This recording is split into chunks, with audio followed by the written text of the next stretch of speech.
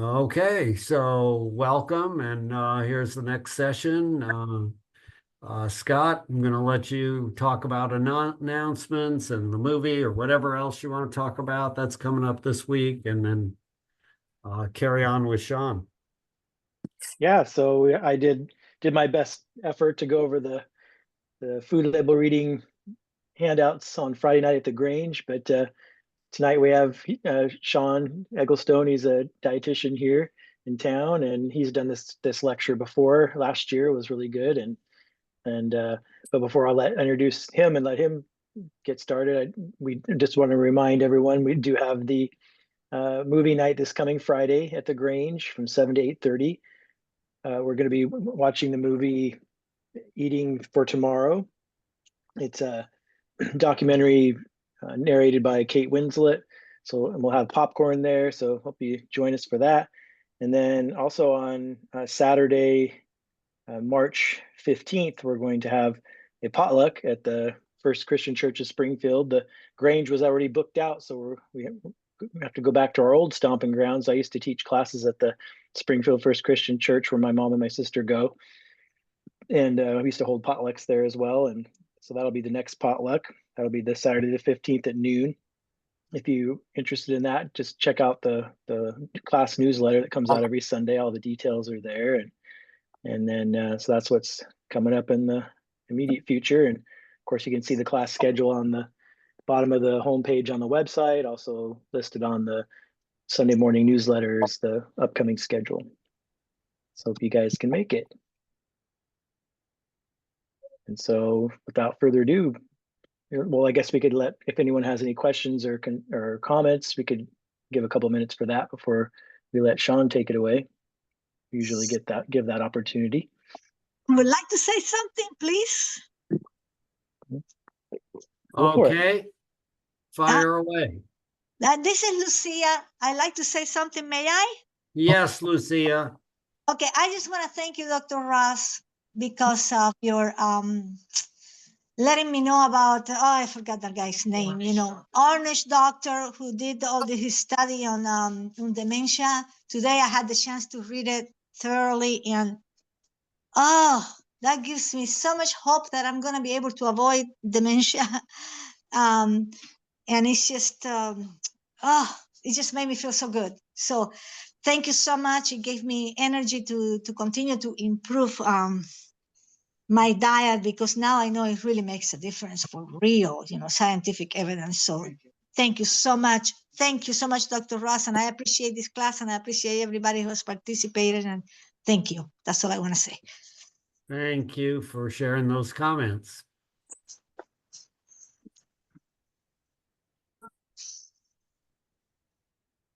Anybody else?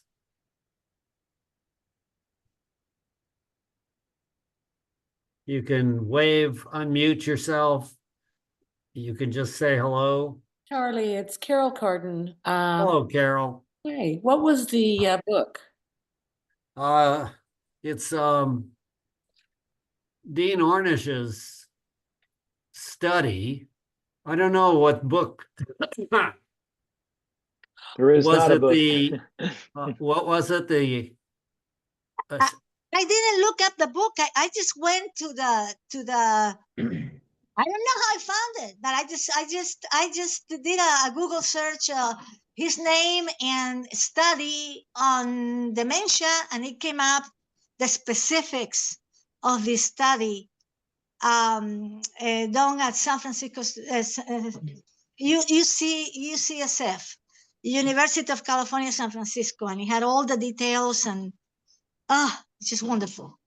So that was a Google search for Ornish and dementia. Yes, and a study, and I also put study. Okay. Yeah. Hey, great. Thank you both.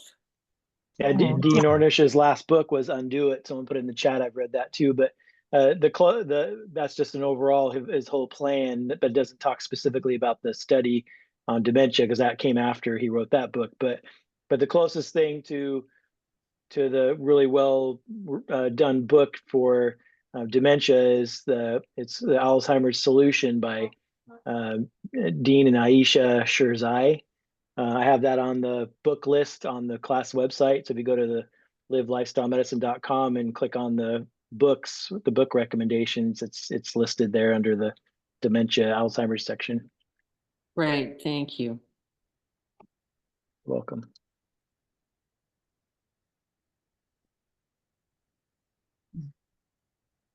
All right. Well, I'd say go ahead and introduce yourself and take it away, Sean. And then let me have Charlie mute I'm going to everybody. mute everybody first, and it may even mute you, Sean, although I made you co-host, so hopefully it won't.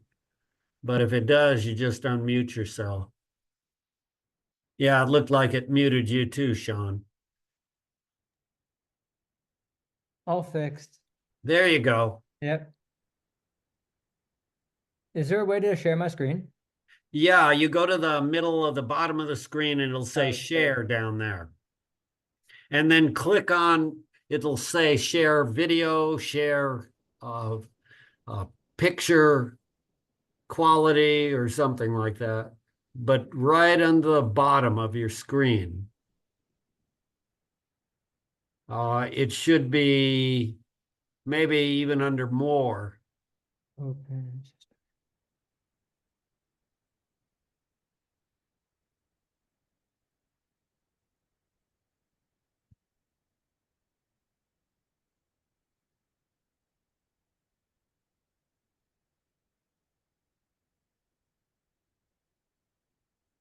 Try this.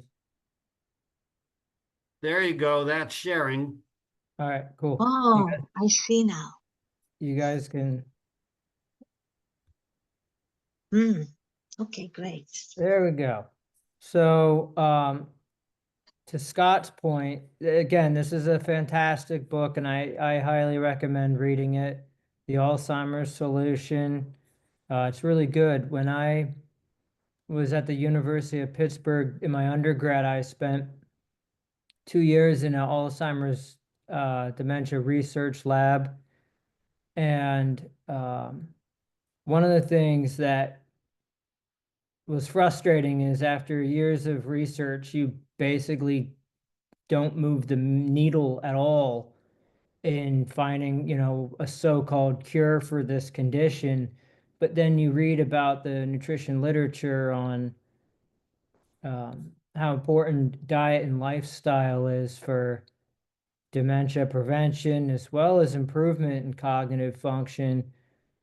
And it's sort of frustrating that we've spent so much of our time and money on animal model research and novel medications when a very useful technique would be public awareness of what we can do already with diet and lifestyle medicine to reduce our risk. So that was one of the things that really got me into nutrition is that oftentimes it can be as effective or more effective than some of our current, Western medical solutions for the problem.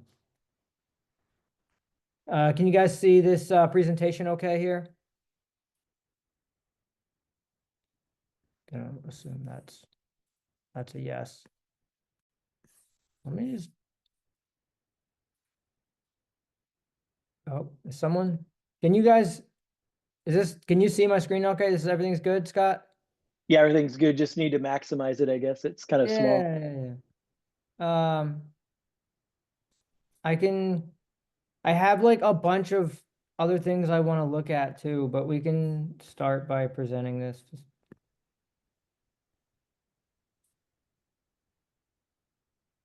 So my name's Sean Egglestone. I'm a registered dietitian. I work at Mackenzie Willamette Medical Center. And I gave a presentation last year on food label reading, but I've redesigned it quite a bit based on the feedback that I got. It seemed like a lot of people wanted more information about what to actually look for on a label rather than my oversimplified rationale of just buying whole unprocessed foods without any labels at all.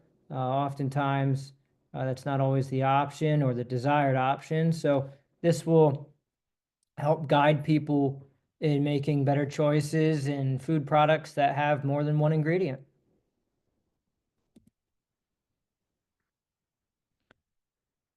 So when we look at the food landscape in the grocery store, you'll see that there's a whole host of different items, and often they appear to be health foods, whether they're listing organic or they'll say multi-grain, or they look green, or it appears to be some kind of, fiber enriched product.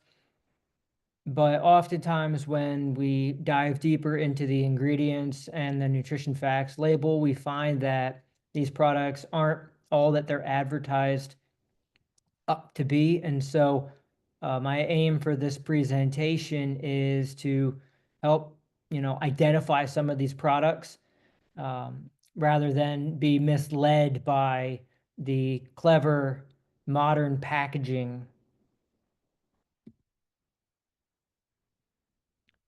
So rule number one, this is by one of my famous and one of my favorite dietitians, Jeff Novick. He says, never ever believe anything on the front of any package ever. So just like we saw in the previous slide with whether it says whole grain or organic or multi-grain or spinach or herb or stone ground, oftentimes we have to dig a little bit deeper because the front of the package can often mislead us.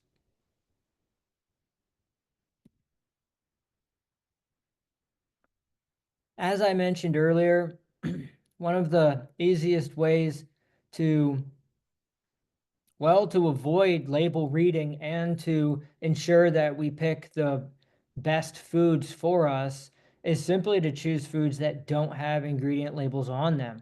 So the produce section being the easiest one, you have your fruits and your vegetables. There's no nutrition facts labels on these products. You don't have to worry about added salt, sugar, fat.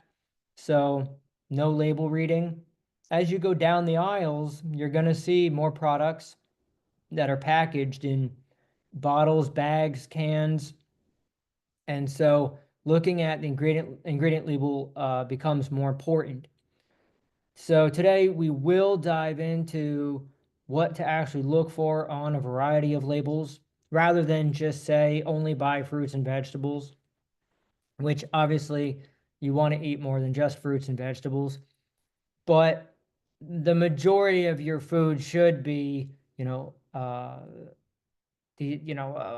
fruits and vegetables. Like a good part, like 35 to 50% of your diet should be fruits and vegetables. So, and then the other part of your diet is going to be packaged foods, preferably with single ingredients. But let's take a look at some examples and see what we can identify in terms of healthy versus unhealthy options.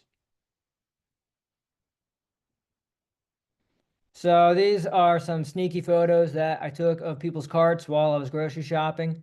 I'm very nosy like that. I'm curious about what other people are buying. So here we can do a little bit of safe spying on people. And on the bottom left, you can see we've got a gallon of milk, we've got orange juice, we've got potentially some meat. They do have some packaged fruits, so bonus on that. In the top middle, you'll see a lot of big bottles of wine. They've got what, 6 1.5-liter bottles of wine. There's some packaged food that are difficult to identify, and then a whole host of meat on the bottom. And again, on that bottom right cart, we're not seeing a lot of whole unprocessed fresh fruits, vegetables, plain rice, beans. We're seeing a lot of things like candy and alcohol and foods with added sugar and meat.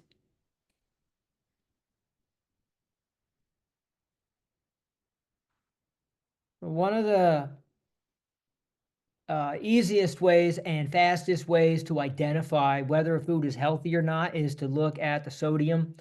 You can spend a lot of time going over nutrition facts labels, and I have had, patients come back to me that have said, Sean, I've been reading these nutrition facts labels, but I spent 2 hours at the grocery store, and it takes too long. And so, we're probably picking up too many items that are processed if we're spending 2 hours at the grocery store looking at labels, but it is a topic that's worth diving into further. Sodium is one of the best ways to identify foods that are unhealthy. Oftentimes, foods that have added fat, added sugar, or refined grains are also going to be higher in sodium. It's not always the case, but this is a really quick and easy way to simply identify foods that we just shouldn't buy. And there's a couple different ways that we can do this. But the first thing to keep in mind is that the majority of our salt during the day comes from foods with salt already added to it. It's not a result of you adding salt during the cooking process or after when the food's already on the table. It has to do with foods that were purchased that already have salt added by the manufacturer. So a couple different ways. I'm going to teach both my way and Jeff Novick's way because I think that they're both valid. And, Scott, Charlie, would love your input as well in terms of what you prefer, or anyone else that has, a way that they prefer. But these are two of the ways that I like to teach it. My way is, for the sodium, I look at the milligram amount. So we can see right here under sodium, it'll have a milligram amount. So this one on this hot dog is 380 milligrams. So I look for under 300 milligrams is good, under 200 is great, and under 100 is awesome. Now, the legal definition of low sodium is 140 milligrams per serving or less, but not all products that are low sodium have that labeled on the front of the package. And just because something is low sodium doesn't necessarily make it healthy. So I always just turn around and take a look at the sodium amount. So under 300 is good, but the lower is the better. Lower is better, but 300 is kind of the cutoff for me.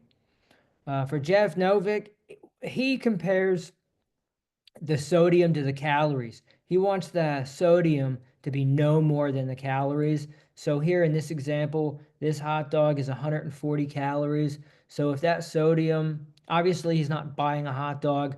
This is a whole food plant-based group. We're not encouraging people to buy meat, dairy, eggs, but just as an example,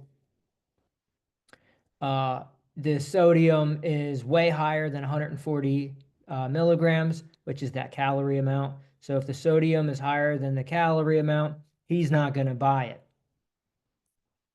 Now, the current American Heart Association recommendation is to keep your sodium under 2,300 milligrams for the day.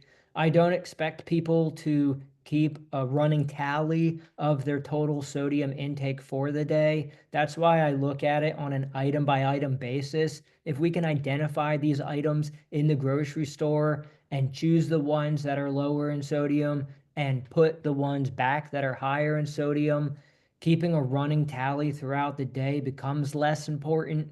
But doing a diet recall where you look at your total sodium intake for the day is something that people can do if they want to dive into the more specifics of their diet. Is something that I do with my clients and my patients, but not necessarily something that you have to do at home.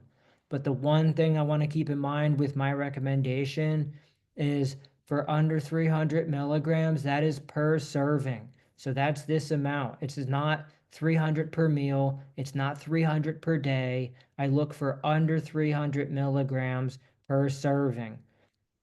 And yes, it is important to consider how many servings of that product you're going to have. Most people do consume more than one serving. But generally speaking, if the sodium is higher than 300 milligrams per serving, I don't buy it.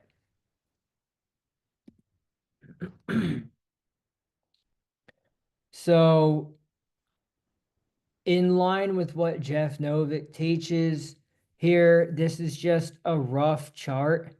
Oh, do you guys want to see Miles? Come here, buddy. Come here. You want to go say hi to the group? You want to say, this is why I've been so busy recently. Hi. Hi, guys. Hey, Miles. Hey, buddy. Hi, Miles. Hi. Okay. Hi, Miles. So sweet.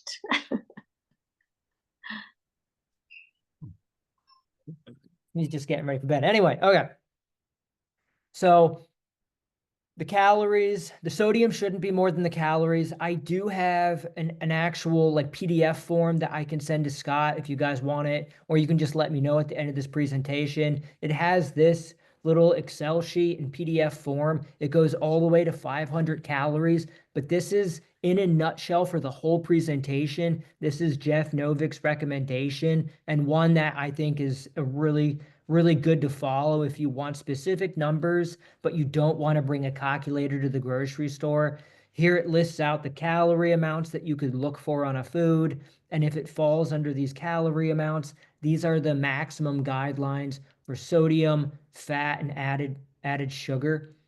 So the calories, the sodium shouldn't be more than the calories. And we'll talk about fat and added sugar later in the presentation. But for fat, no more than 20% of the calories should come from fat, and no more than 10% of the calories should come from added sugar. This is not total carbohydrates. This isn't fiber. This isn't included sugars. This is added sugars. So this is going to be refined, processed sugars that are added by the manufacturer. So it won't include natural sugars like those found in milk and in fruit. Obviously, we're staying away from foods that have milk in them, but we'll talk about that later in the presentation. But I did want to let you know this will be available for you guys if you want it. It goes all the way to 500 calories, so you don't have to worry about some of the finer calculations as we go through the presentation. And the only reason that I put this up, because I normally don't like presentations to be quite this complicated. There were a lot of requests last time for more specific information on some of these other components of the nutrition label. So I included them for those who want to do a deeper dive. So here's an example. This is couscous. Most couscous, if you're not aware, is made from, it's a refined white flour anyway. But here we're just going to look at this product in terms of its sodium. So a lot of people might choose a flavored product, but keep in mind that when we buy flavored products at the grocery store, whether it's rice or a grain or a noodle dish, that in addition to the herbs and spices added by the manufacturer is also going to be a substantial amount of sodium. So let's go ahead and flip these around. And you'll see here on the left-hand side, a serving contains 200 calories. And then quickly, we can go down to the sodium amount. So in the original, the sodium is going to be 0. So from my perspective, it's under 300, which is good. It's under 200, which is awesome, or under 200, which is great, under 100, which is awesome. So this meets my criteria. It also meets Jeff Novick's criteria because the sodium is not more than the calories. Now, if we get the flavored product, you'll notice that the sodium is 570 milligrams. So this is a very large amount. This doesn't meet my criteria, and that 570 is more than the 200.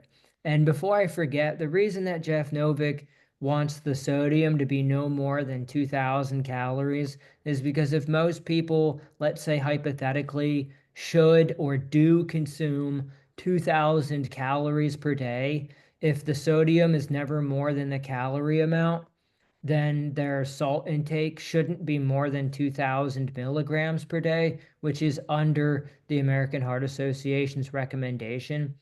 And that doesn't even include the fact that most people are going to include some fruits and vegetables that don't have added sodium anyway. So it is a nice little buffer, but that's the reasoning behind Jeff Novick's recommendation. But in any case, this doesn't fit either of our criteria.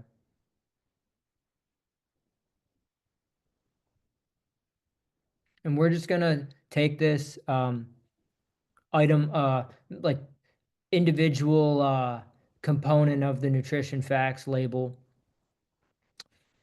So for fat, that's the next thing we're gonna look at. Like sodium and sugar, we get enough fat from whole unprocessed plant foods. A lot of times, depending on where you get your nutrition information from, you'll hear things like add olive oil or butter is healthy, or meat has healthy saturated fats in it. So we get enough fat from whole unprocessed plant foods that we don't need to be adding fat back into our diet through unprocessed or through like processed added oils.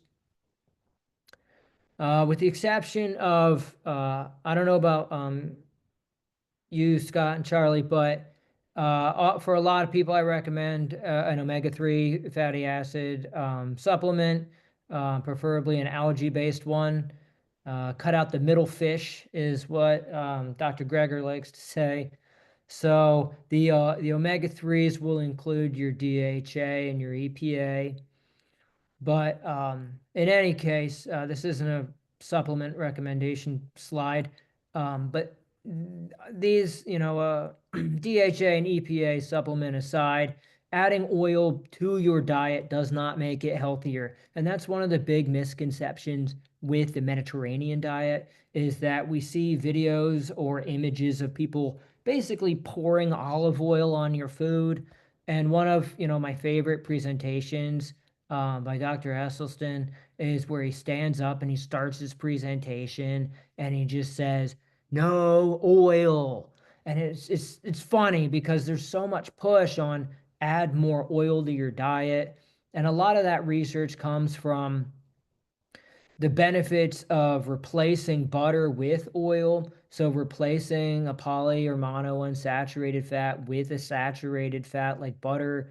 But I haven't found any studies that show that adding extra oil to your diet it has any significant health benefit. And I'll show you a little bit more on this on the next slide.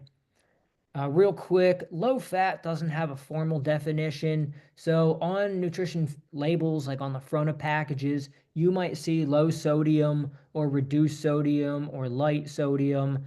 You won't see a lot of information on the fat. And that's because low fat doesn't have a formal legal definition the way that low sodium does.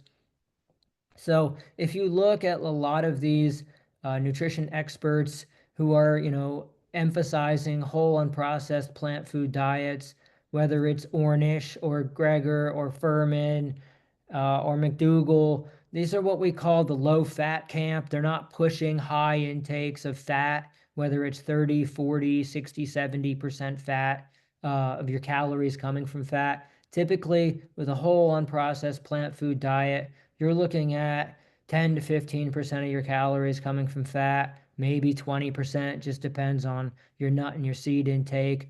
But roughly speaking, 10 to 20% of your total daily calories coming from fat is more than enough.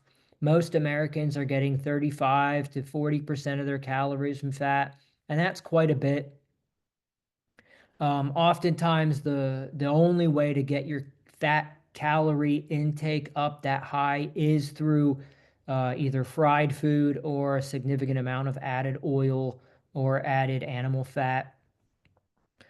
And these are just some 2 points, not super essential, but interesting to know. There is a high conversion rate of dietary fat to stored body fat. So when your body converts surplus macronutrients like fats, carbs, and protein to stored fat. So if you overeat on carbs or protein, your body will burn some of that in converting it to stored fat. But if we overeat on fat calories, that conversion ratio is like 97% efficient. So you're really only burning around 3% of those calories in that conversion to body fat. So it's just there's a little bit of a benefit if you overeat on protein versus carbs compared to fat, because you will burn somewhere around 25% of those calories in that conversion. So just an interesting take home point. And then there's, we have more presentations on this information, but high intakes of fat, both at a meal and long term, can contribute to insulin resistance, also known as diabetes. So again, just another reason why, whole food plant-based diets for the win, and just a reason why folks who promote whole food plant-based diets make an emphasis on the word whole, because you can be vegan and have a diet high in olive oil, but there's a reason why we're not emphasizing high intakes of oil, and that's for some of these points here.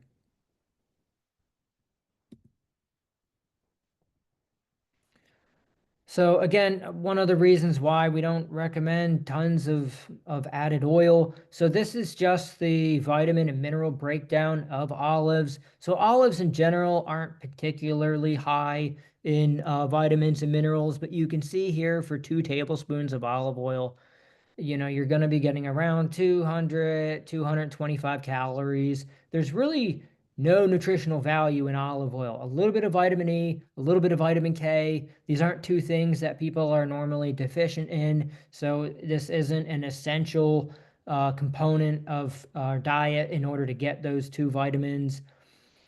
The other thing to note too is that you'd have to eat around 65 whole olives to get the same amount of calories in 2 tablespoons of olive oil. So when we look at oils, they're not particularly high in vitamins and minerals. Sure, they have polyphenols and other protective plant compounds, but in terms of vitamin and mineral content, they're pretty deficient.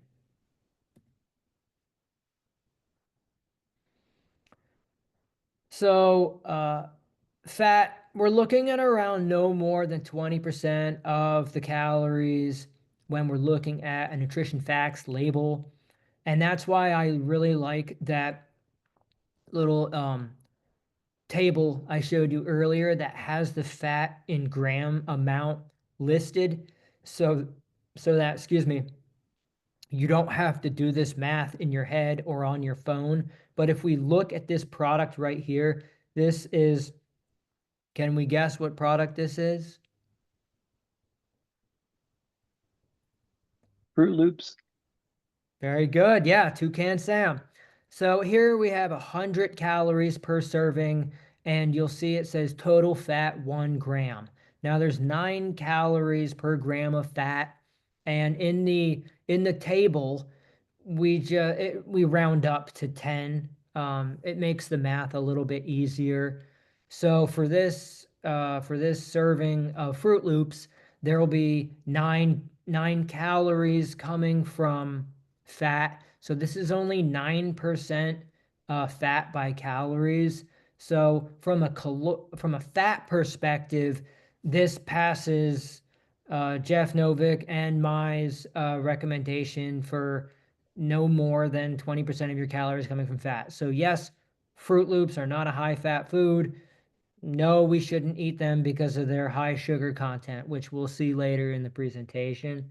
So if you really want to do the math, you multiply the fat in grams by 9 calories, and then you divide by the total calories, and that'll give you the calories as fat calories as a percentage of total calories. I will also show you one more thing because it's interesting, but if the math is a little bit too much at the moment, I totally understand. This isn't something that I necessarily share with everyone that I do this education with, but I will share it with you today. So if we go over, where are we looking at here? Where'd it go? So, any case, on my website, where is it? Right here. So one of the things to keep in mind is that the way that manufacturers determine the percent of fat is they do it by weight, not by calories. And most products have a lot of added water to them. Specifically, when manufacturers inject meat with a salt solution, so that you pay for it per pound, you're buying water, or when you buy milk, they're looking at they're looking at the fat by weight, not by total calories. So real quick, this is an old nutrition facts label. They don't look like this anymore, but you'll see that this is 90% lean ground piggly wiggly beef. And so most people might look at this 90% and think that this is a low fat product, only 10% fat. But this is 10% fat by weight. So the manufacturers will say a serving size is 113 grams by weight, and it's got 11 grams of fat. So they divide the 11 grams of fat into the 113 grams, and that'll give you around 10% fat by weight. But dietitians and other health nutrition experts will often recommend looking at it as a percentage of calories, not by weight, because the weight is misleading. So here, these old nutrition facts labels would actually give you the total fat calories. So it does the math for you, so you don't need that cheat sheet. But you'll see here, fat calories, 100 calories. So you take your fat grams, there's 11 grams of fat in this serving, and you multiply it by 9 calories per gram, gives you 99 calories of fat per serving. So 99 calories of fat out of 200 calories per serving gives you 50% fat. So this product here is 50% fat by calories, but 10% fat by weight. So just keep in mind that when you see percentages like this listed on the front of labels, not this percent listed next to the fat. So you ignore these percentages, these daily value percentages. So when you see these percentages on the front of packages, often they're doing it by weight, not by calories. So it's very, very misleading. However, if you are whole food plant-based, this is going to be for meat and milk and dairy products, not for fruits, vegetables, beans, whole grains, nuts, and seeds. So not something you necessarily need to worry about. But if you ever are in an argument with a meat eater, just keep in mind, this is a good point to bring up.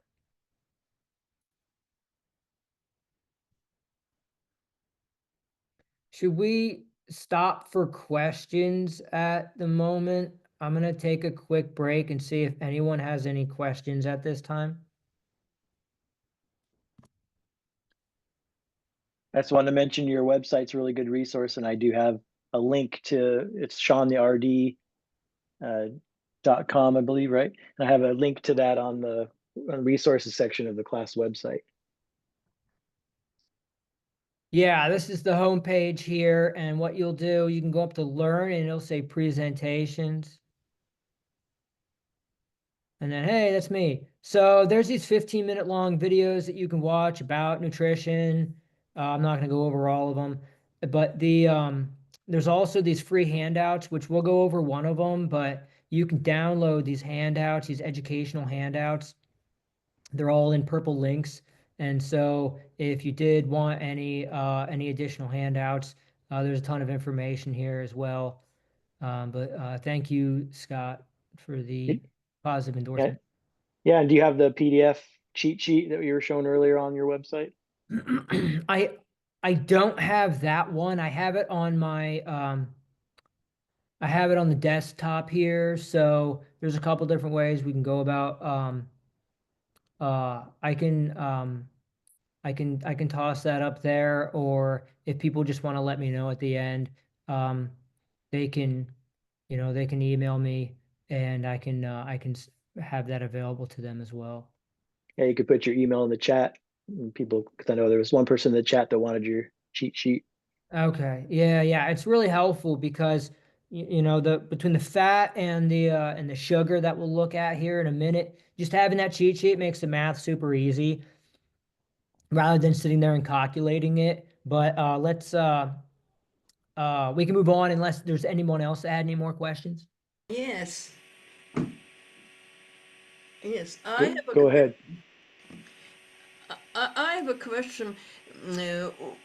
When you buy product, sometimes what they are, you cannot find something ideal, or you get too much sodium, or you get too much fat, or you get too much sugar. Then what is the the best of these between all of these, because you cannot get something perfect. Yeah, so it sounds like, you know, your question is which is kind of the lesser of the evils. And uh it kind of depends. If you have diabetes, specifically if you have really bad diabetes, let's say your A1C is 8, 9, 10 or higher, you have really bad glucose control at home, you know, looking at the sugars is going to be more important than looking at the total fat. You know, an extra couple grams of fat isn't going to be as important as if the sugars are, the added sugars are really, really high. I would say for most people, the sodium is going to be the first thing to look at. There's going to be a lot of foods that are high in fat and high in sugar that also tend to be high in sodium. So I look at the sodium first and foremost, and then I'm going to look at the sugar intake if I'm diabetic. Otherwise, I'm probably going to look at the fat second and the sugar last if I'm not diabetic. Yeah. Okay. Okay. Thank you. I have a question. Sure, I go ahead. think the best thing is to avoid the processed foods as much as possible. There's one thing that I love, which is olives. How bad are olives? I mean, I don't mean olive oil, and now that I know it's bad, but the olive themselves. Is that okay to have a few of them, especially the black ones? They don't seem to come. I don't know. I like them. Yeah, that's a great question. So olives or any other food that is particularly higher in sodium, just keep in mind, I think it's something like 80 to 120 milligrams of sodium per olive. I mean, it might depend. It's quite high. So I've known people that will sit there and eat, you know, 10 olives. Yeah. So as long as that's you, the other point that I'd like to emphasize is that none of this is about perfection. We're not looking for a no sodium diet. If your sodium intake is a little bit higher, but you're consuming whole grains and beans and enough fruits and vegetables and minimizing your intake of, you know, plant or of animal foods, meat, dairy, and eggs, you know, some extra olives aren't going to be the biggest issue. For someone that has congestive heart failure or, you know, another heart condition where the sodium might be a little, you know, more important to really watch, you know, just keep in mind how many olives you're consuming. But, you know, Yeah. we're not looking for you to never have any added fat, salt, or sugar in your diet ever. We want, you know, a whole food plant-based diet is not just healthy and tasty, it's also enjoyable to follow. And so the more enjoyment you get out of it, the better your adherence is going to be long term. By the way, I rinse them as much as possible, so that helps, right? Mm-hmm. Okay. I have another question. Sure. My another question is about the legumes. how you need like 3 portion.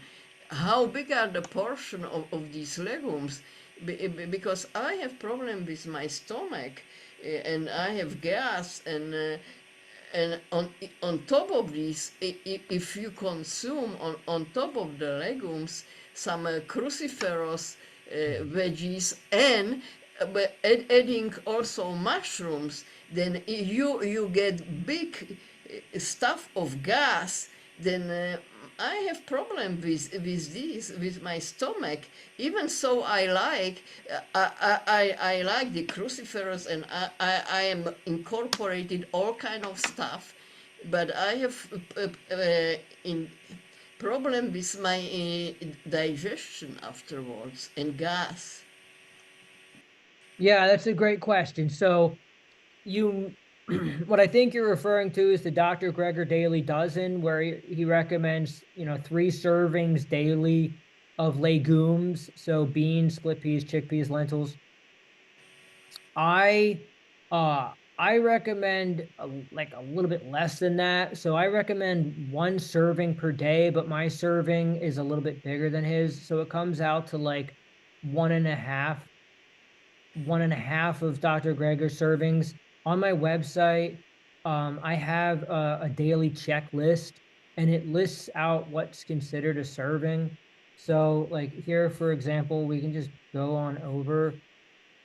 This food checklist is very similar to Dr. Greger's Daily Dozen. It's just slightly modified. So he'll recommend some kind of legume, 3 servings daily. And his serving, I believe, is like half a cup of beans or lentils. Yeah. So I may be slightly off on that, but in any case, I don't necessarily tell people they need to consume 3 servings a day. Yeah, That would be uncomfortable for me as well. yeah. So this is what I try and get probably 5 to 7 days a week. So it would be a portion would be 3/4 cup of beans or half a cup of hummus, 1 cup of fresh peas. So this lists out the servings that I recommend per day. And then if you want to, and cruciferous vegetables being not only like healthy for us, but also potentially lowering our risk for colon cancer. Yeah. So sure, eating cruciferous vegetables, very, very healthy for us. Maybe not having them in the same meal. You can also just try having smaller portions in general. Um, a lot of these recommendations, whether they're the ones that you see here or the ones that you see for Dr. Greger, or if you look at, Dr. Joel Furman's G-Bombs, his recommendation for, daily food intake, these are optimal, like ideal goal diets. These aren't necessarily what you have to do every single day. No. So feel free to reduce the portions, to separate out some of the food groups. If you get similar GI distress from different foods, don't eat all of them in the same meal. You can also try changing the texture of them. So some people will do better with hummus versus beans. Yeah. I like to cook my beans longer than what's recommended, Yeah. like in the pressure cooker. Yeah. And then I also make sure I have more than an adequate amount of fluid during the day. I find that if you're dehydrated, even if you don't feel particularly thirsty, but if you're not consuming an adequate amount of fluid, that can slow down your GI tract as your large intestine tries to pull more water from your food. And that sort of, subclinical constipation can result in additional gas buildup.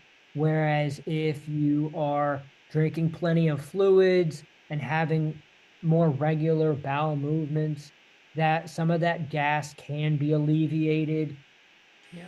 And last but not least, there's always Beano, which is an enzyme called raffinose, which helps break down the specific fiber that's in beans. So there are other products like that too available. Okay, thank you. All right, so let's look at some more numbers here. So, aside from the numbers specifically, I'm just going to defer you to using the cheat sheet. Or if you, again, want to get into it more, you do 1 gram, whatever fat gram is in that food, times 9, divided by the total calories, and you just want that to be 20% or less of the calories coming from fat. Now, it's also important, again, we're promoting whole plant food diets.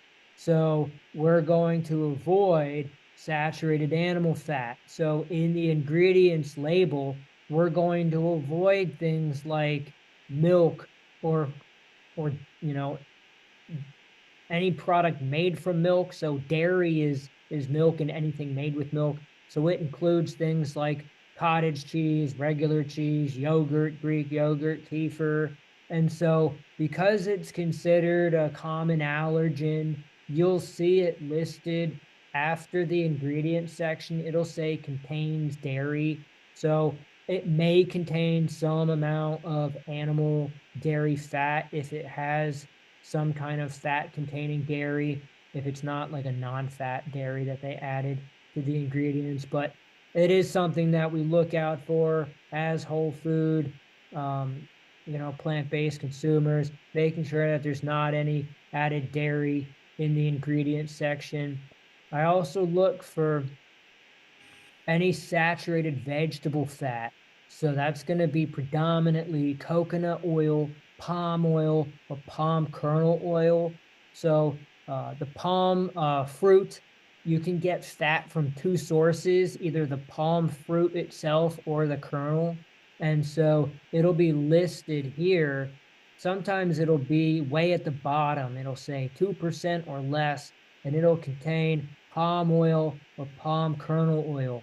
And unfortunately, there is organic palm oil and palm kernel oil.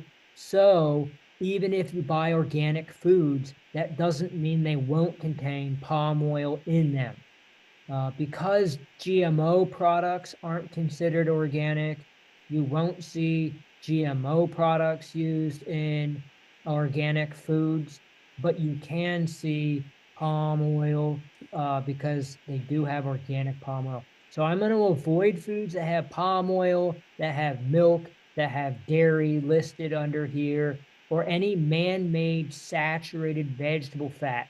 So this isn't in a natural form like palm or coconut. This is man-made. So this is going to be your fully or your partially hydrogenated vegetable oils. Well, here it says partially, but it could be fully hydrogenated. So this doesn't have an example, but you'll see it. It'll say partially or fully hydrogenated. And so we're going to stay away from some of these man-made vegetable fats as well. So unlike sodium, the fat, you can really look for it in 2 sources. You can look at it here in the numbers, or you can search for it in the ingredients. Yes, you can search for salt in the ingredients, but that doesn't necessarily mean it'll be high. So here we're trying to avoid foods that list coconut and palm oil all together. I don't buy foods that contain, and I most definitely I will not buy food if it contains palm or palm kernel oil, or partially or fully hydrogenated vegetable oil. These are completely off the table for me. I'm okay with a tiny bit of vegetable coconut oil if the total fat is less than 20% of total calories. Okay. So the last thing we'll look at here is carbs. And sugar is considered a carbohydrate, so sugar would fall under this category as well. So this is probably the most misunderstood component of label reading. I think the sodium part is really simple. Under 300 is good, or making sure that the sodium isn't higher than the calories.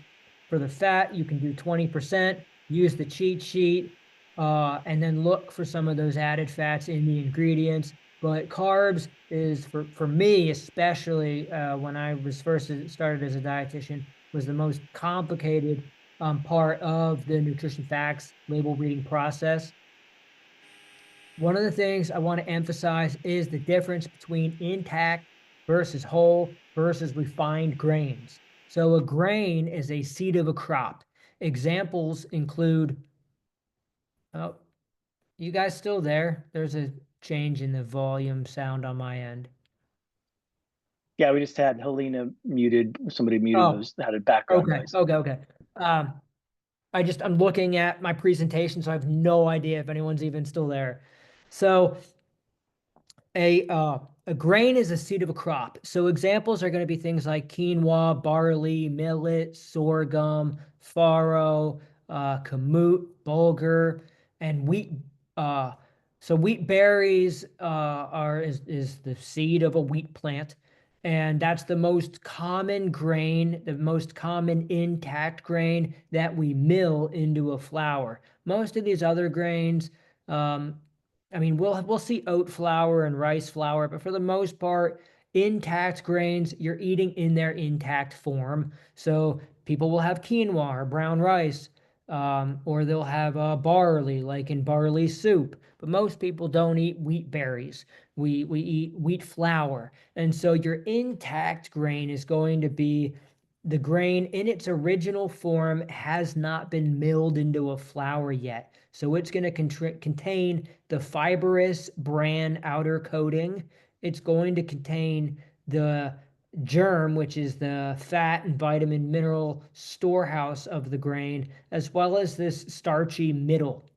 So intact grains haven't been milled into a flour. Now, oftentimes on labels, you'll see whole or whole grain listed. What they mean is that when the grain was milled into a flour, it contains all three parts: the bran, the starchy middle, and the germ. So if you see whole, it has all three parts. When I say intact, it means it has all three parts in their original orientation as found in nature. So you can get floured products like whole wheat flour that contain the bran, this endosperm, this starchy middle, and the germ. They're just in a milled floured form. And then if you see a refined grain, which I'll show you how to identify this in a minute. The refined grain is just going to be this starchy middle. So the manufacturers sift out the bran and the germ, and it just has this starchy middle. And that's a problem because the fiber, vitamin, and mineral content of products that contain just the starchy middle is much lower than those that are whole grain. So I recommend getting all your grains whole. I don't think, unless you want a dessert or a piece of cake or something, I don't encourage people to consume refined flours. Uh, and the reason that I say that is because the dietary guidelines for healthy Americans, they recommend that consuming half of your grains whole. So they want half your grains to come from whole flour or like whole grain flour or whole intact grains. And then half could be from white flour. We just say, no, you shouldn't be eating white flour, unless you want a cookie. But most, if not all, your grains should come from whole, unrefined flours. I did want to show this real quick. Not this one. I'm not going to go over this here real quick. I'm not going to go over this. It's way too complicated for this. But this goes over like examples of intact grains, milling them into a flour, foods that we get from flour, and then fluffy carbs. This is about glucose management for diabetes. But just keep in mind, I do make a distinction between, uh, whole grains and intact grains.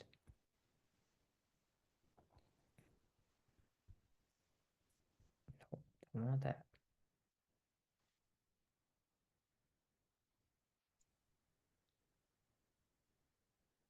So Oh, grain document. That's what I wanted to do.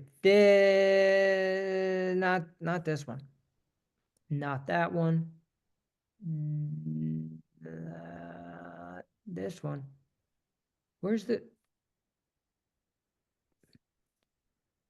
I had a really good whole...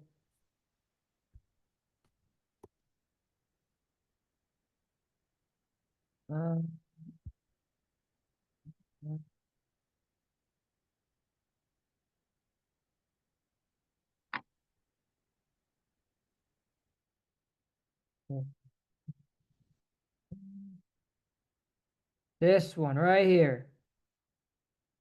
So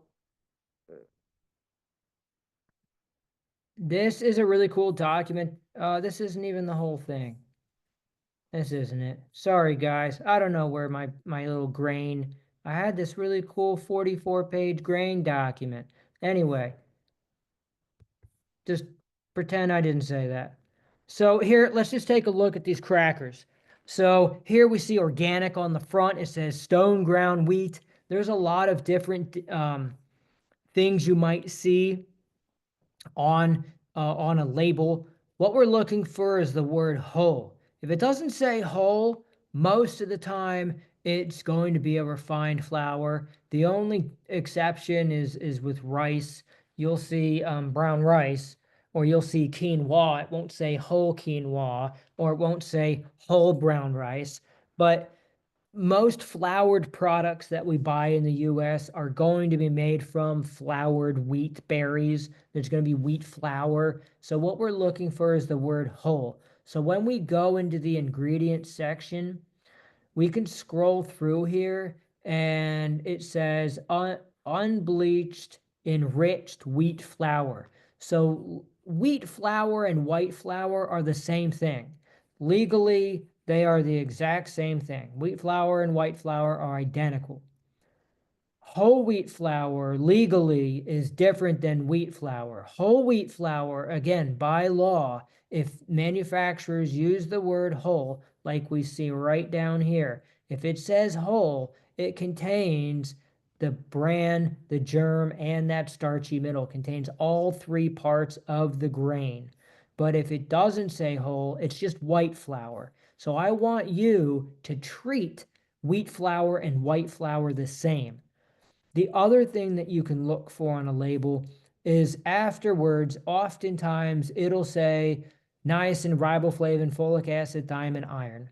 So here it'll say unbleached enriched wheat flour contains wheat flour, niacin, iron, thiamine, riboflavin, folic acid. So manufacturers have to add in these 5 vitamins and minerals back into products made with refined flour legally. They legally have to do that.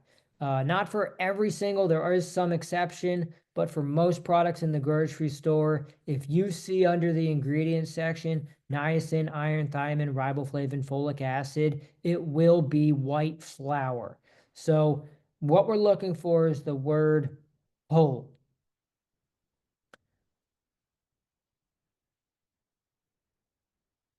This is another great example. One of the most common foods that have white flour in them that people think are healthy are these multi-grain breads.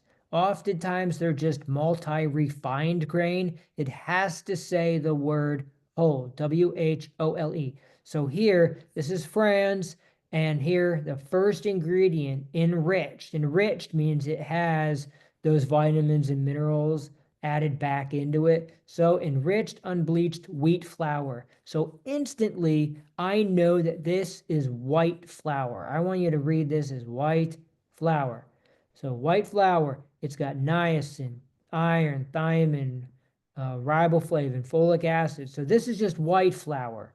Now you might look at this 9-grain bread. It looks tan, it looks dark, it looks healthy, it looks like it's got fiber in it. So this here is white bread. So I would not buy this. I'm going to stay away from it. So when it comes to carbohydrates, the most important thing to look at is going to be the kind of flour that it has. And if it If it doesn't say whole, I don't buy it. Nope, we're not done yet. I want to go over one one more thing. Where's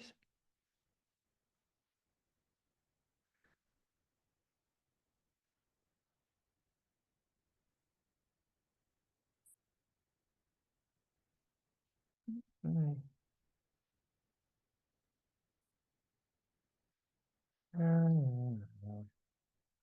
right, so we can do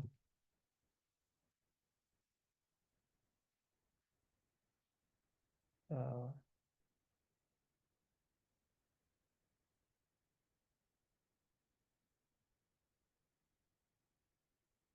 so if we can all see here, it'll say whole wheat flour. So you'll notice because the manufacturer uses a whole grain, a whole wheat here, they don't have to add in niacin, thiamine, riboflavin, folic acid. Now, if we keep going, it'll say unbleached wheat flour. So this here has probably 51% wheat, whole wheat flour, 49% white flour. So again, I'm going to stay away from this product because it has a white flour in it. So you have to read the whole thing, but keep in mind you won't see the enriched part if that refined flour doesn't make up the majority of the flour in a product. So just keep that in mind. The whole wheat, that's good. This is what I'm looking for, but it loses credibility here with this white flour that's added to it.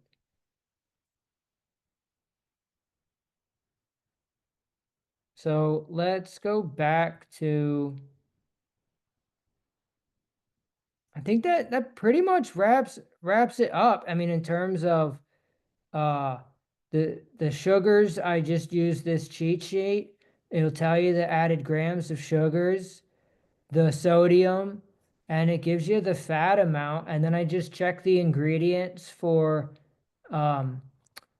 I check the ingredients for what kind of flour it has to make sure it doesn't have a bunch of white flour in it or added saturated or hydrogenated or animal fats.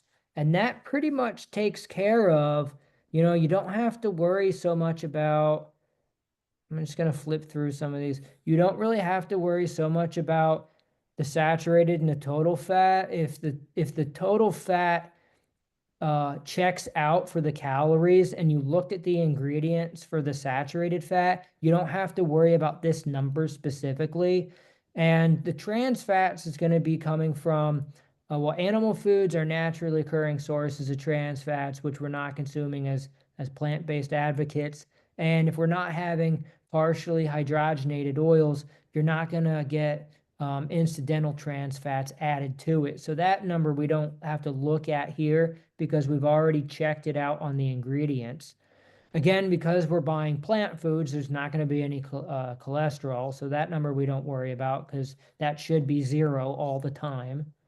The sodium we talked about, I don't look at the specific carb to fiber ratio because I look at the kind of flour that's in the food, and as long as it doesn't have a refined flour. Now this has a really low fiber content because this couscous is just semolina. So semolina is just another name for that starchy middle.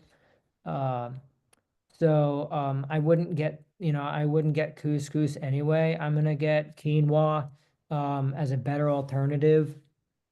Or farro is really good as well. Farro is really good alternative as well. And then we check the sugars using that cheat sheet. We use the added sugars. We check the added sugars. And then protein we don't worry about because as long as you're consuming whole unprocessed plant foods, you'll get plenty of adequate protein. So that's it. I am all finished. Open it up to questions for everyone. Quick question. I have heard that brown rice is colored with molasses. Would that be a true statement or would that be Yeah, what you're referring to, I think, is brown sugar. So No, brown sugar, brown rice. There's yeah, white yeah, rice and there's brown rice. yeah. So, but brown sugar is white sugar with molasses added to it. So that's what brown sugar is. Brown rice is just brown rice. There's nothing added to it. There's no added sugar to it. In order to get white rice, they take a brown rice or a wild rice and they roll it and they remove that brown outer bran, that fibrous outer coating, Yeah. and that's what makes it white. But no, brown rice doesn't have added molasses to it. Okay, thank you. And then can you all see this? So this is the handout I was looking at before. So common names used for whole grain. So you might see cracked wheat, crushed wheat, whole wheat, graham flour, or whole durum wheat flour. So we're looking for the word whole listed before the grain, such as whole wheat. Wheat berry or wheat groat means it has that whole intact grain. Sometimes you'll see rolled oats is okay, or oatmeal is going to be whole. But you don't want to see. So this is like all the different things. You don't have to memorize all this because 99% of the time it's just going to say whole.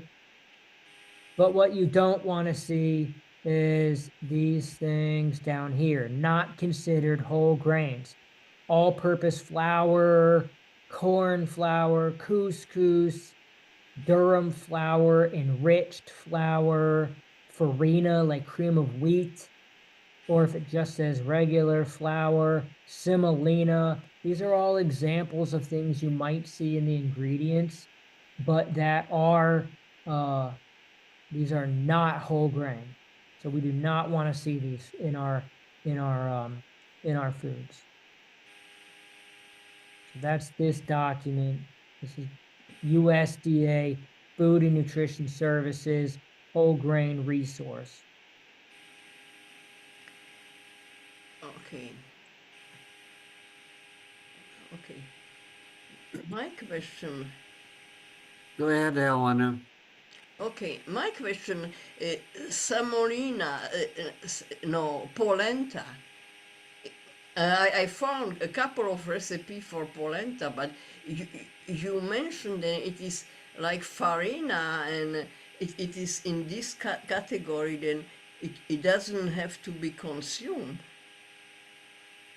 So what we can do is, again, we can pull this up. So depending on what kind of polenta you get, like I've gotten it in these like log things. Yeah, polenta. I don't know. I can check. I have mine. I'm just trying to I check what see which one would actually be like legible. Oh, that one actually wasn't bad.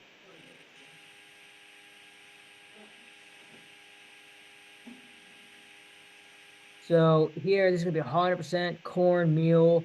So I'm gonna go ahead, cornmeal. So we can go back to this.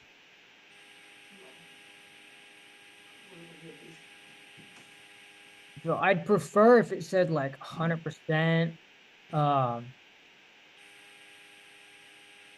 like whole cornmeal. So like here, I would look for something that said whole cornmeal or whole corn flour. Whereas like you had mentioned, if it says cornmeal, this is, I'm gonna put yeah, cornmeal. That's gonna be refined, just the starchy part of the corn, and you can kind of tell because it has 29 grams of carbohydrates and only 1 gram of fiber. And I didn't teach this, but that 1 to 29 ratio tells me that this is going to be a refined product. So I'm probably going to get something like let's see, Nah, that's still, well, this just says corn. And this is looking about the same. It's a great question. Feel free to jump in, Scott, what you would do with this. I'm gonna look for a product that says 100% whole corn meal. Yeah, I guess it'd just be something that if you really like it or have a recipe that includes it, just don't have it all the time, just once in a while. I mean, it's certainly healthier than eating Anything. fast food restaurant or things like that. Yeah. So like here, this is a medium grind. I'm sure they have a fine grind, but this is gonna say whole grain, stone ground. So the stone ground It's means good. means nothing. You can Oh, get stone ground refined flours, but oh, yeah, stone ground. According to Jeff Novick, at least at some point in history, stone ground did mean a whole grain product. But oh.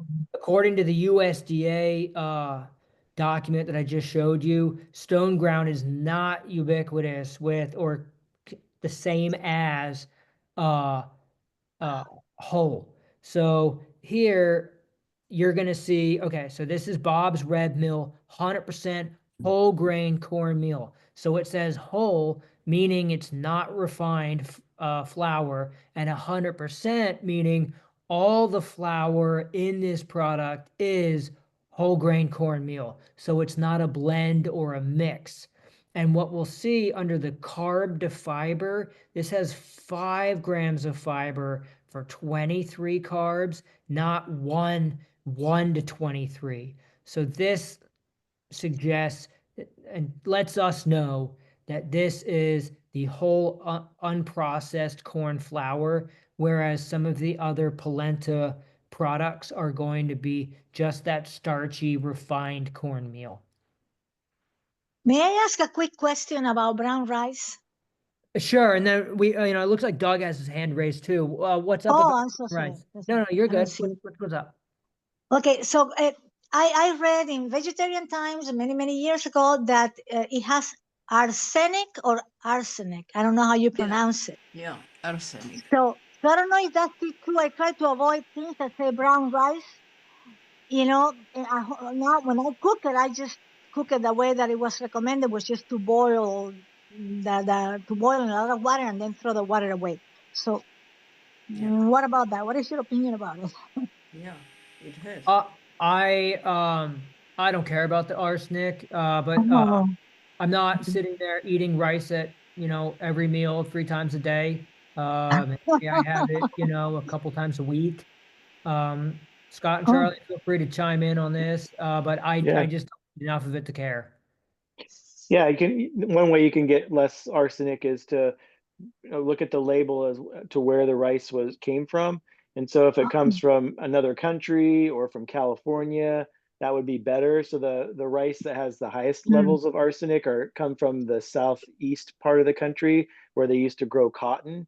And so the arsenic comes from a fertilizer or a pesticide they used for cotton, and that's what leached into the soil and created most of the arsenic that's now Oh, into the rice. And so try to get it from California or another country rather than make sure it doesn't come from like hmm. Alabama, Arkansas, somewhere in the South. Hmm. Okay, Great answer. thank you. Doug, did you have a question? Yeah, I have celiac, so I can't eat wheat, rye, or barley. I eat a Yeah. lot. I eat a lot of quinoa and Okay, brown rice. that was And so good I today. tried teff. I didn't Okay, so I prefer don't it. have to worry about the arsenic anyway. Usually, no. I tried teff. I didn't prefer it. Are there any other Not grains? very well cooked. Hold on. Can we mute? Can we I'm mute? gonna try to, if I mute everybody, we're gonna have to start all over, which I need to do. Because I can't figure out who I need to mute. Yeah. Dave, you have to mute Dave. Okay. All right, the room's quiet again.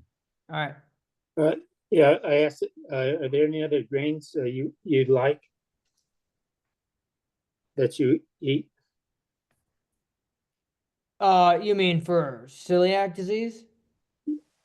Yeah, yeah, like I say, I eat a lot of grains and a lot of beans. You know, that's kind of my basic staples. And like I say, I tried teff. I didn't like it. Maybe I didn't cook it right. But Yeah. the other grains you tried that you like. Yeah, I do quinoa, we do rice, we do corn. My a good friend of mine, she really likes millet. Um, I haven't done a ton of teff unless we go out to like an Ethiopian restaurant. And then you can do like certified gluten-free oats. Yeah, I do eat those too. Yeah. That's pretty much from the Have you ever you know tried buck? I mean, I had buckwheat pancakes as a kid growing up. Yeah, I think I've probably made some buckwheat pancakes in the last couple years. no, Uh, I eat them whole grain. yeah. Oh, the other question I had, you talked about cooking beans. I get salt-free beans from Walmart. They have several different uh, types of beans. Yeah. Uh, so is there an issue of eating a bunch of canned beans? No, the benefits of eating beans gonna outweigh any, whether you boiled them yourself or they come from a can. We just ask that, obviously getting them from a can that's, a BPA free liner, and that you look at the salt is going to be important. Um, They say Walmart sells several varieties that are salt-free, so I've been yeah, honest. Okay, that it's fine by me. okay, that's good. Thank you. You Yeah, no know, problem. Karen, yes, hello. just unmute yourself, Karen. Karen. And Hi there you there. go.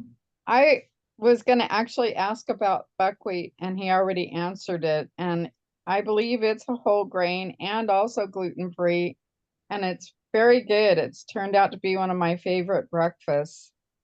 So I've been enjoying buckwheat. Thank you. Yeah, thanks for sharing. Can I share something? Right now, Helena, okay. yes, I'm experimenting. I am not eating all time the same stuff like quinoa, but I am experimenting with the bulgur, amaranth, teff, and kasha buckwheat. They are different kinds. Then I believe they are much better and taste even better than rice. Fine.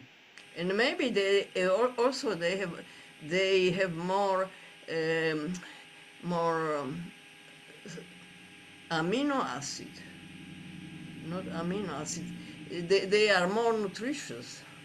I mean, Yeah, there's going to be a different nutrient profile for all the different grains that you eat. And, you talk to any nutrition expert long enough, they're going to say the same stuff, which is, one of the best things you can do is eat a variety of foods. yeah. It also helps keep your diet interesting. And, even like when you look at, gluten containing grains, if you look at like rye and spelt and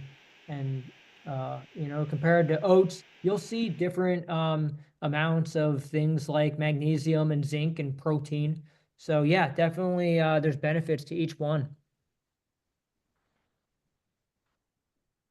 Okay, another question, if I can ask.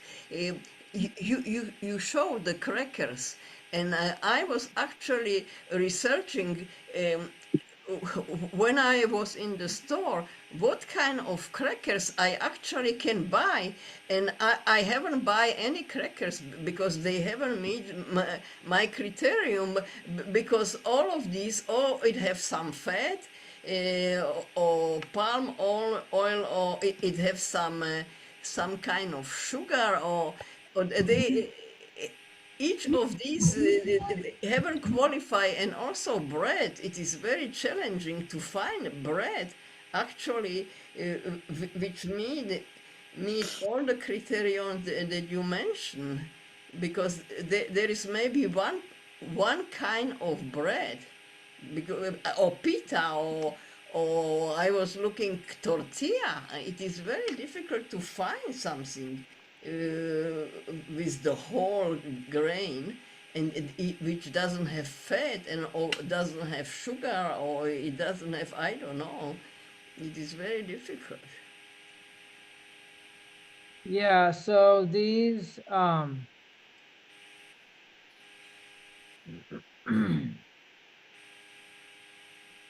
so like Mary's Gone crackers, for example, some of these are a little bit higher than sodium if you use Jeff Novick's recommendation of keeping that sodium under the calories. The fat, we can do a quick thing on the fat. Well, 70. Yeah, these ones are a little bit high in the fat, Yes, and but calories. when we look at, so here, like almost half the calories or a third of the calories are coming from fat. But when you look at the ingredients, there's no added oil. So this is going to be fat that's coming from a whole food source. So, again, it's as you dive deeper into this, you can get better at like reading these labels specifically. But Mary's Gone Crackers is a great example of a product. It's vegan. It doesn't have added fat. So I'm okay with that. The sodium is a little bit high, but it's not out of my personal recommended limit. So it meets the criteria and that there's no added sugars. And then for the bread, yes, it's getting very, very hard to find bread that is lower sodium, not low sodium. Well, you can get low sodium bread under 140 milligrams per slice, but really low sodium bread is disgusting. Like the 20, 30, 40 milligram per slice Ezekiel bread is cardboard. Don't eat that. I have gone and started making my own bread because now a lot of bread has added palm oil and a lot of ingredients in it that really are just unnecessary. So I've started making my own bread. I hear you on the crackers. Mary's Gone crackers, I recommend checking them out. The other cracker might be a Wasa, WASA. We have used those in the past occasionally. I was looking for, I thought they popped up earlier.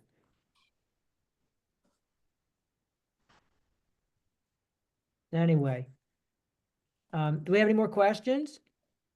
Yes, I was wondering, would a like kind of a puffed rice cracker, like Lundberg makes it, is that a good thing?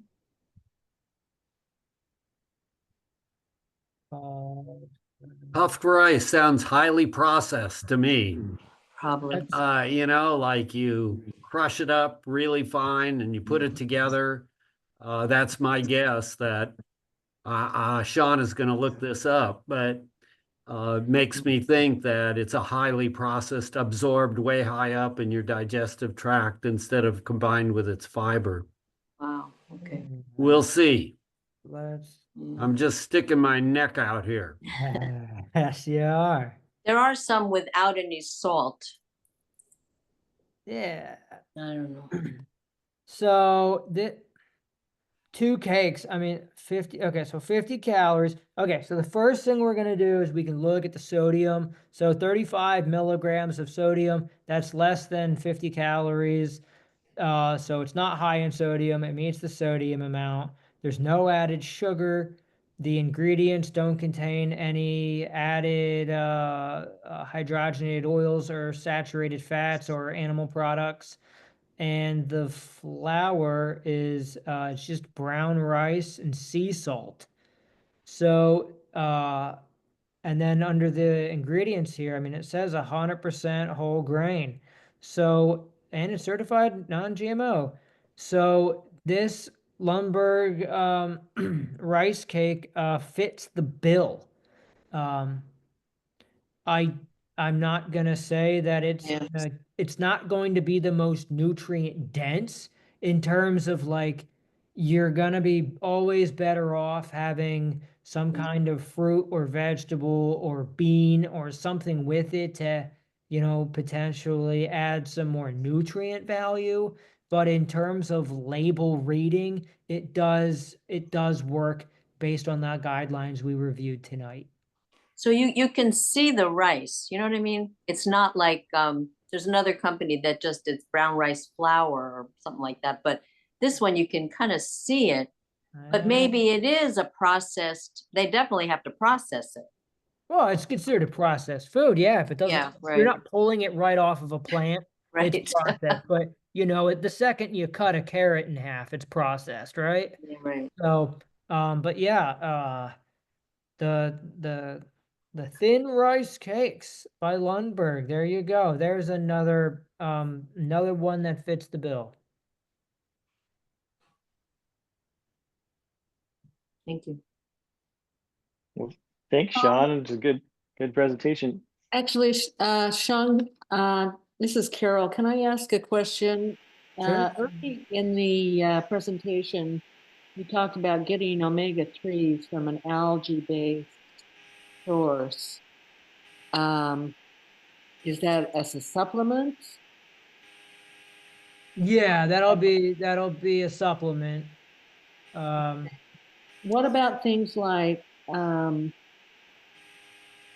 flaxseed and chia seed?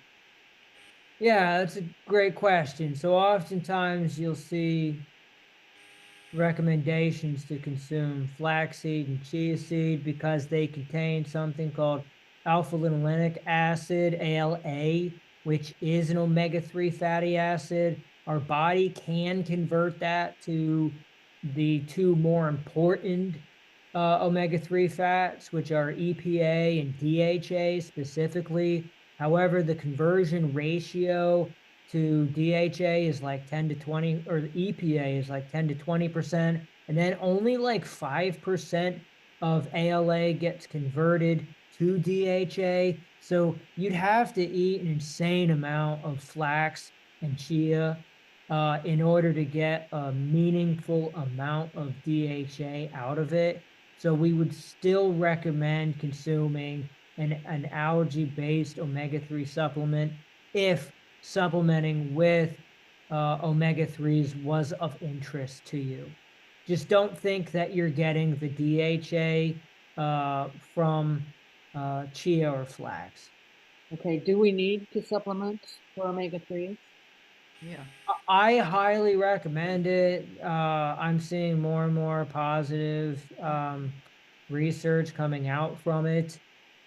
And it's just not something that a lot of people are getting in their diet unless they're like eating fish all the time. But the problem with that is then you also get things like environmental pollutants and cholesterol and saturated fat. And so you're better off, like Dr. Greger says, cutting out the middle fish and just consuming it from algae. Okay, and that is as a supplement rather than algae as a food. Is that right? Yeah, it's an algae-based omega-3 supplement. I'd like to You can also add eat that this can be, this is somewhat of a debatable issue, that Gregor has been kind of hedging on the fence. Clapper decided to go ahead and take it, but he's still hedging about it. Yeah.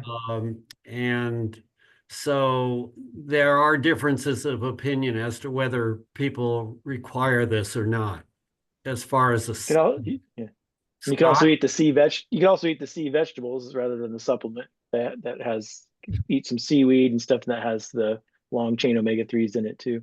DHA, the seaweed would be dulse and wakame and nori. If you're consuming those, particularly wakame, has a significant amount of EPA. How about kombu? Kombu, I don't know about kombu. Okay. Thank you. Yeah, I don't care for the saltiness of seaweed, so that that's why I but if that's your thing, yeah. Yeah, Sean, I hated the first time I tasted Dulce. It was horrible. And I said, I'll never take this again.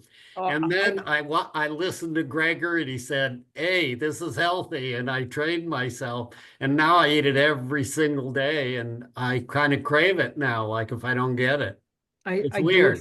I do it for the iodine, Yeah, but not every day. And it's a tiny amount.